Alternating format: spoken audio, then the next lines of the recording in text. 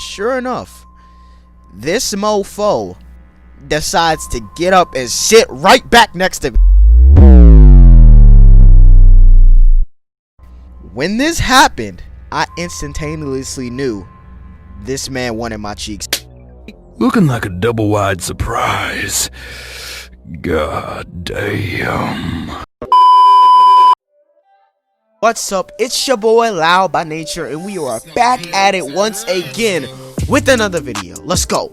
Before the video starts, I must clarify something. In part 1, I kept calling the vehicle of transportation a bus, but really we were on a train. That's my bad. We were on a train, which doesn't really change the story that much, but yeah. So for the rest of the story plot, storyline, I'm gonna call it a train. Just letting you know. Okay, anyway, back to part 2. Let's go. Okay, so after he got off the train with me, I began walking to the escalator. As you can imagine, fear was kind of seeping into the heart, you know, just a little bit. However, that adrenaline was like kicking in and pumping me, pumping. So I was thinking mostly of how to get out the situation, besides being fearful, because that wasn't going to get the dude away from me. But as I was walking to the escalator, the rubber greeted my palm as I let the metal steps drip me upward toward the heavens. As I was going up the escalator though, I kept looking behind me just to make sure, just to see if he would follow some more. But I noticed that he stayed on the platform.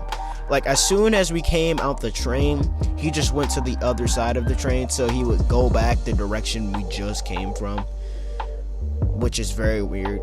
But I stayed at the top of the escalator near the maps to see if he would get chased still, but he just stayed there.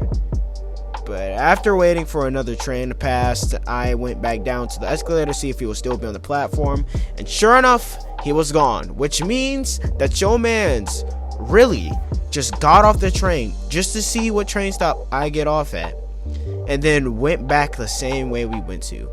This is how I know your man's was following me, and it got dangerous at one point. As I was walking down the street to my internship, I was constantly on my P's and Q's. I was constantly looking back behind me, all that, just to make sure he wasn't following me, because I was really scared that he was just gonna come up with a van and just take me, and then you just never see me again. So I constantly just went to my internship, and when I was right outside the door, I called my mom finally, and then I started telling her what happened. I was like, hey, there was a guy on this train, he did all this, he just followed me around, he did all that, Mom was like, turn around right now, go back to the train station and tell the station manager what happened. I was like, okay, I'll do that. So first, before I did any of that, I went to my supervisor, and I told him, hey, there was a situation at the train, I have to go back to the train before I can come back to work. He said, okay, I'll see you when you get back. So then I went back to the train, right? I went back to the train station, and I saw the station manager. The station manager, I told the station manager what happened, and he just stopped all the trains automatically, and he called the cops, and they started looking for him, but they just could not find him. So then they took like a statement down. They took my number, and I basically gave them a description about what the man looked like, what he was wearing, how he was acting, all of that kind of stuff, where to contact me. I got all that information, right? So after all that happened, we're gonna fast forward some more. Fast forward, and I'm at my internship. This is the same day. This is like 5 hours have passed. I'm at my internship, right? I'm working. Okay, I'm working. It's near the end of the day, however, and my mom gets a call from the policeman. The policeman said that he was going to drive to my internship to talk to me. So my mom drove to my internship, and instantaneously she started talking to me about what happened, how I feel through it, going through it, and all that. I was pretty nonchalant, to be honest. I was just like, well, crazy people on the train, you see it all the time. That was kind of my whole attitude towards it. we're gonna fast forward some more, and the policeman finally gets to my internship, and he tells me, hey, what happened? So then I just tell him what happened all over again, and I said it like 5 times today. So he told me, okay, so here's what we're gonna do. I'm gonna need you to write a statement. So he gave me a piece of paper, and I basically had to write down everything, anything I can remember. He told me to write down anything. So I wrote down like his description, I wrote down his possible height, weight, his race, all that. Unfortunately, he was black, like I said before. And my statement was ultimately like a page and a half long, even though this only took place like in the span of like 10 minutes. Okay, and the policeman said that he thought that the man could have been a predator as well. So it wasn't just me and my mom. He said, yeah, I don't play that either. I have 3 daughters, and that doesn't seem right. That doesn't seem right at all. So after all that, I just decided I didn't want to go to my internship anymore. I just left early because I just wanted to go home at that point. It was just too much stuff going on. It was just a lot of stuff. That's like the legal side of what happened. Actually, no, there's still more legal stuff. About a week later, a detective called me, and he was like, hey, I'm for your case, for your assault and all that. And I was like, okay, cool.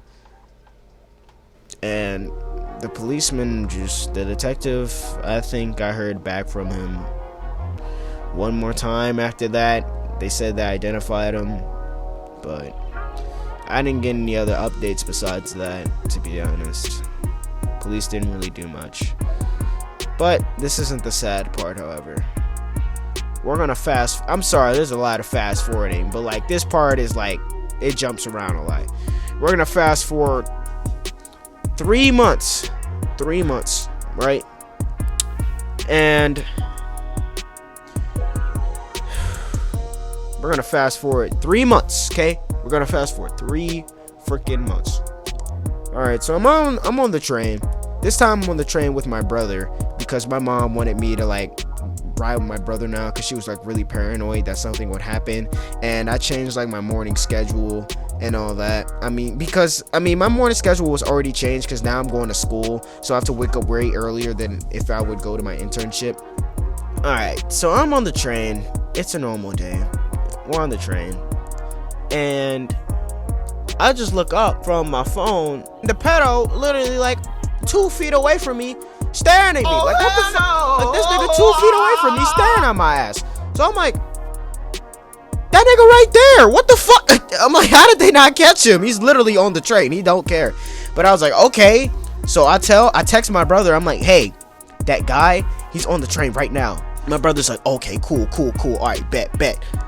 All right, and the policemen, they gave me a number, right? They gave me a number to call in case anything happened. So I was ready. I whipped my phone out instantaneously, and as soon as I got like a second to like text or anything, I was getting ready to text that number that he gave me, right? But this is kind of dangerous. I'm not gonna lie. This is kind of dangerous. However, I kind of did want to catch him. So what I did was, when we got to a transfer point, a very popular transfer point, he got off too as well. So I looked at what train he got on. He was getting on the same train as us, and I looked on the last car. I looked at the car that he last got on, and me and my brother put 2 or 3 cars in between us, just for safety purposes. And I instantaneously start texting that number like, okay, he got him, and then I don't hear anything. Like, there's no automated message. I mean, I don't think there was. I can't remember. There was an automated message, but something happened because I didn't text it anymore. Instead, I called the number that the policeman gave me, and guess what this number led to? I just want you to guess. Guess what this number led to? This incompetent. Somebody was so fucking incompetent that they gave a victim the wrong goddamn number. So really, when I called, it was a computer fucking camp. Now, imagine if I was a small child or somebody who was weak-minded and fucking and fucking traumatized or some shit, I don't know, and you gave me the wrong number, I would be in the back of somebody's van. Like, that's so dangerous. That's so dangerous. That's why I don't trust cops no more.